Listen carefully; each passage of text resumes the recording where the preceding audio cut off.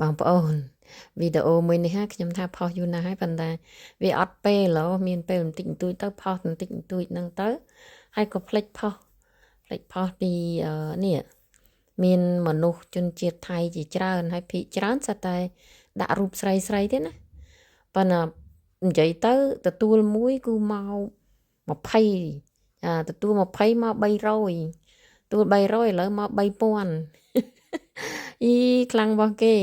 ហើយដំបងឡើយខ្ញុំមិនបានគិតអីញ៉ៃច្រើនណាគិតថាដំបងឡើយគិតថាក៏ទទួលទៅចាំមើលគេពួកគេផុសពីខ្មែរអ្វីខ្លះអីចឹងណាយើងចង់ឃើញគេដែរដល់តែទទួលទៅបងប្អូនណាភាគច្រើនណាស្អាតអ្នករកលុយដែរ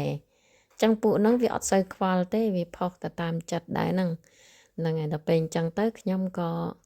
ដូរចិត្តមកវិញថាឈប់ទទួលហើយក៏ទុកស្ញាញ់ចឹងសិនទៅទុកស្ញាញ់ទុកស្ញាញ់ទៀតទុកអត់តាន់ទទួលហើយក៏មិនតាន់លុបដែរប៉ុន្តែដល់ឥឡូវគិតសាប់ទៅចេះតែថៃមកច្រើនពេក account ថៃមកច្រើនពេកចឹងទៅក៏មើលម្ដងទៀតដំបងឡើយដូចខ្ញុំនិយាយអញ្ចឹងអត់សូវចាប់អារម្មណ៍អីទេប៉ុន្តែដល់មើលយូរទៅហើយក្នុង account ហ្នឹងសុទ្ធតែភាគច្រើនស្រីអ្នកដែលមក add friend ហ្នឹងណាហើយមើលទៅដូចជាមិនស្រួលទេព្រោះពួកនឹងដឹងថា account របស់ខ្ញុំគឺ account ខ្មែរដែរថៃភាគច្រើនវាឃើញយ៉ាងខ្មែរអញ្ចឹងវាមិនខ្វល់ទេប៉ុន្តែពួកនេះហាក់ដូចជាខ្វល់ជាមួយនឹង account របស់ខ្ញុំដល់ឥឡូវមើលទៅថាមិនស្រួលទេក៏ចាប់ដើមលុបពីអ្នកដែលខ្ញុំទទួល7800អ្នកហ្នឹងគឺខ្ញុំលុបចោលបណ្ដើហើយអ្នកដែល add មកថ្មីនេះទៀតក៏គិតថាចាប់ដើមអត់ទទួល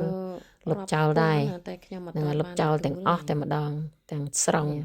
ហើយនៅក្នុង account មានពេលចរិះបជីម្ដងមួយចាជៀសវាងតែ account ដែលថៃដែលជាមិត្តចាស់ណាល្មងរាប់សិបឆ្នាំយូរហើយក៏ពួកហ្នឹងក៏គេមិនដែរទៅខ្វល់រឿងនយោបាយទី1ទី2គេអត់ចូលចិត្តសង្គ្រាម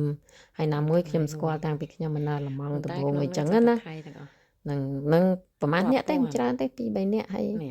ក៏ខានជួបគ្នាយូរដែរប៉ុន្តែពួកគេដូចខ្ញុំនិយាយអញ្ចឹងគេអត់ខ្វល់អញ្ចឹងណាអញ្ចឹងក៏ទុកទៅតែផុតពីហ្នឹងអ្នកមកថ្មីអស់នេះដែលខ្ញុំពង scroll មិនដាច់នេះគឺលុបចាញ់